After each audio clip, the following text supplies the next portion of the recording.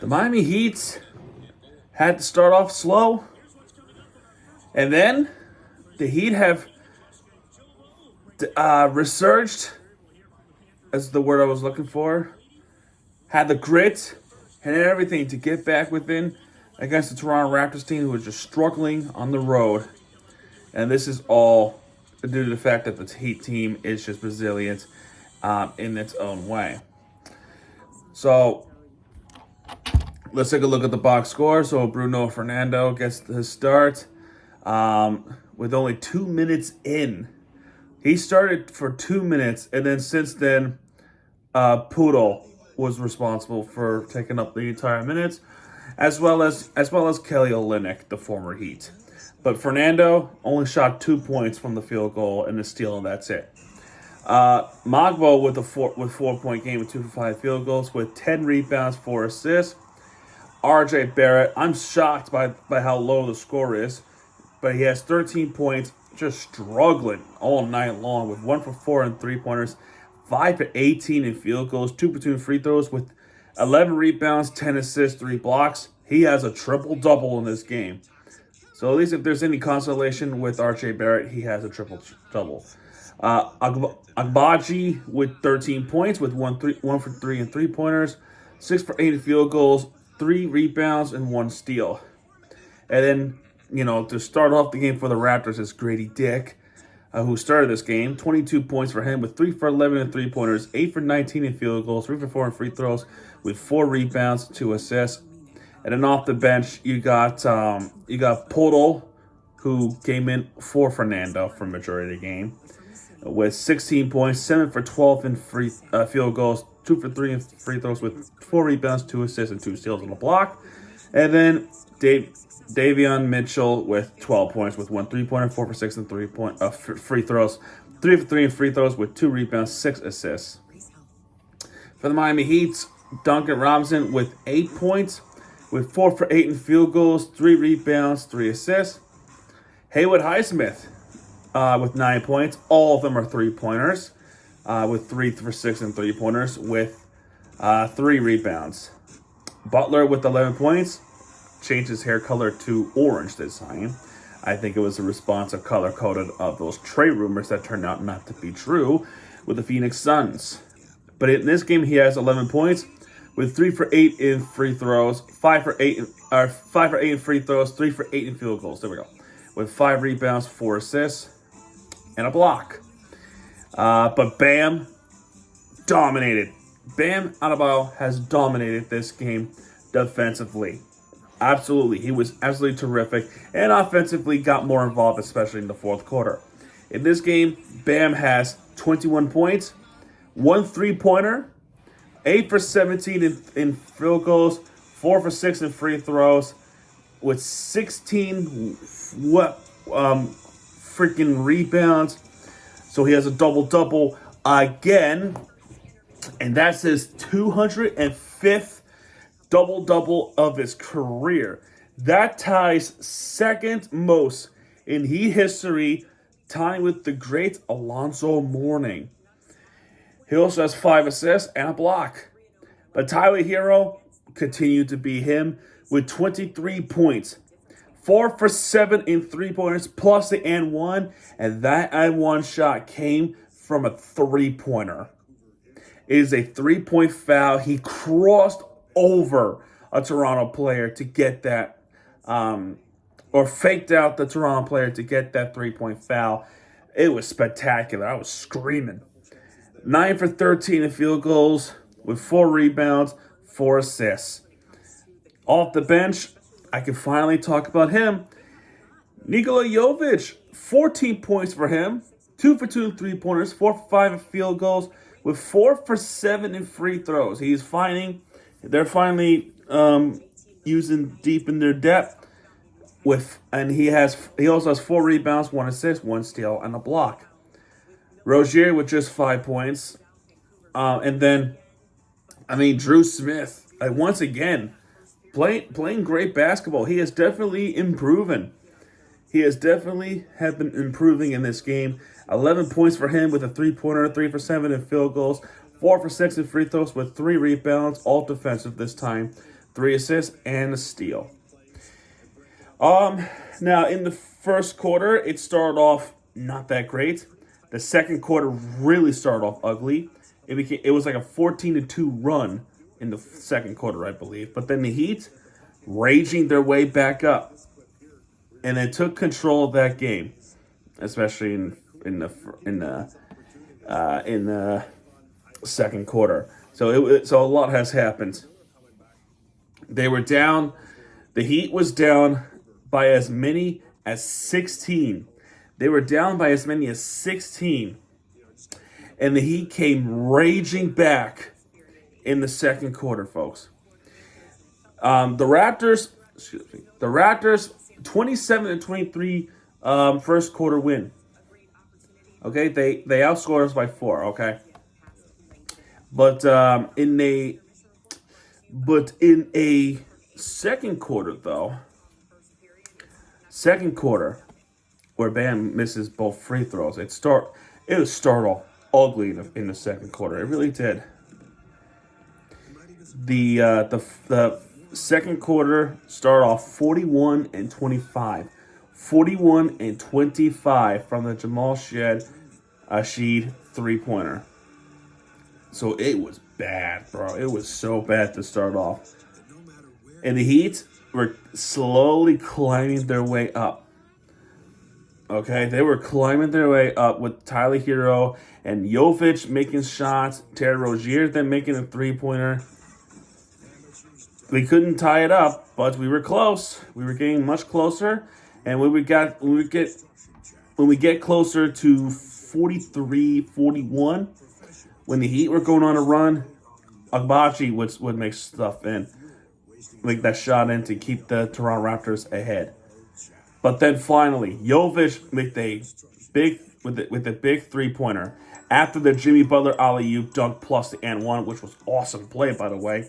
And Bam Adebayo with an amazing plays, alley-oop in the first quarter as well.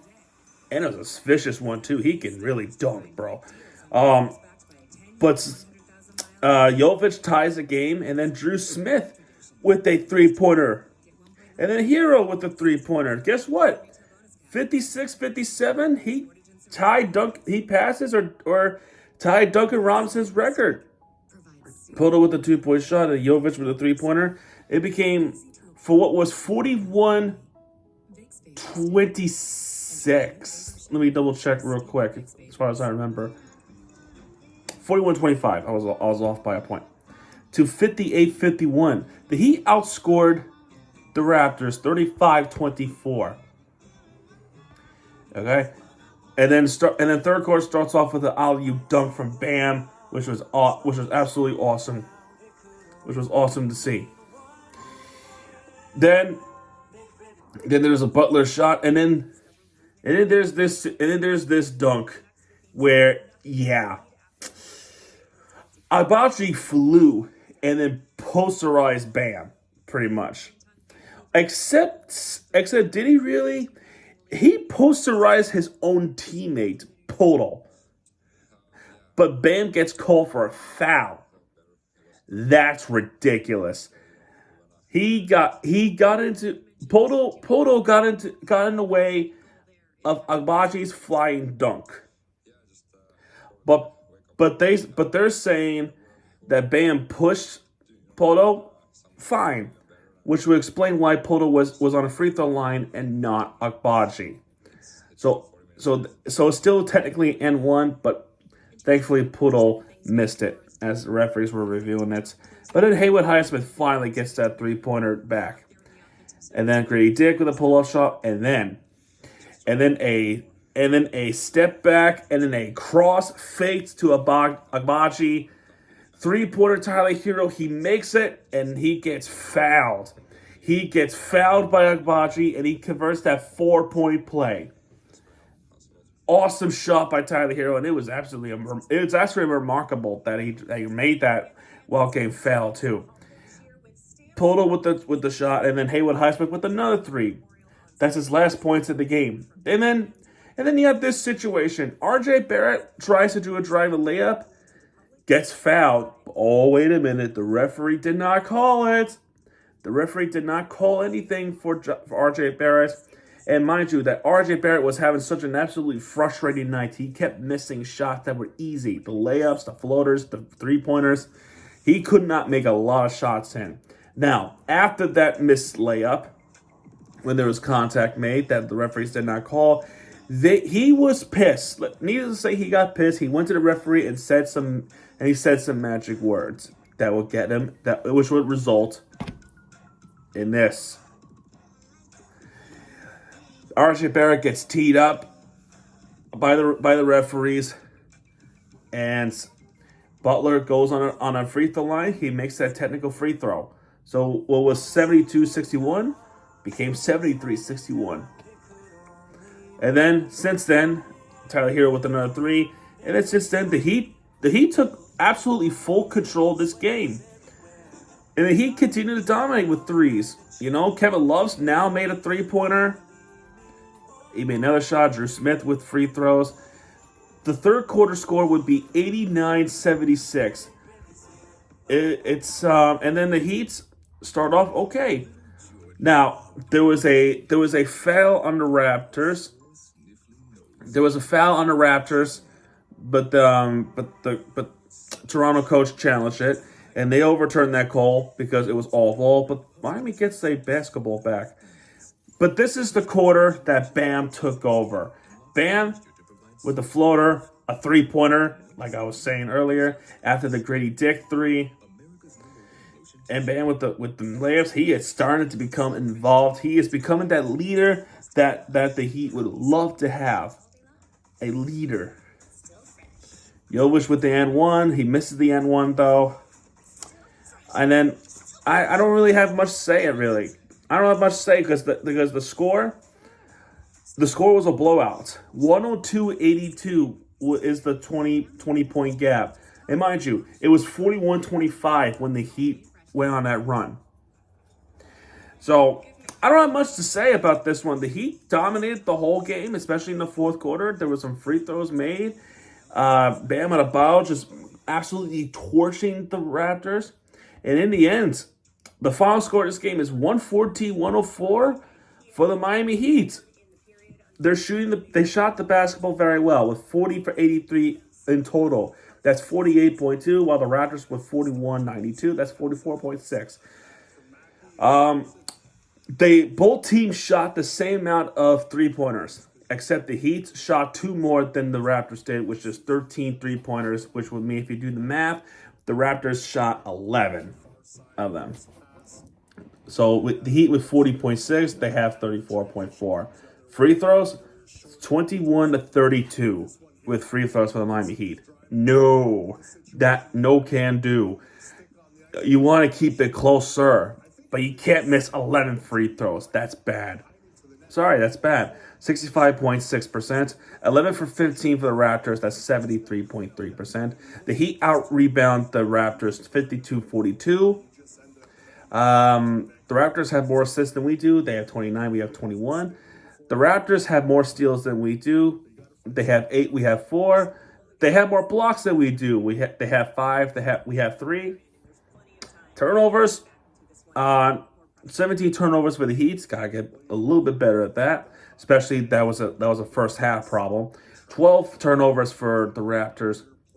And then one technical foul, which was against RJ Barrett. And Jimmy does make that free throw. But the important part about this is that the Heat on a 4-game winning streak. They started that win streak against the Lakers. Okay, the Lakers. The teams that I thought they were gonna be doomed, they're actually pulling through. And we are still in 5th place in the Eastern Conference. So if there's any consolation, I'll take that consolation. 4-game winning streak, and especially too that I believe all the games that we won were at home. This is exactly the type of momentum that we absolutely love to see. Home wins. Home wins. How are they going to pull this off when they go to Detroit? Our next game is on Monday. That's 4 days from today. So we have a 3-day gap with the Miami Heat again. So, and then after that, another 3 days off for the Miami Heat. Man, not much of Heat basketball, huh? But after that, after the Detroit game, we go back to the regular normal as real shit. OKC comes in town, then we go to Orlando twice. Brooklyn coming into town, then we go to Atlanta.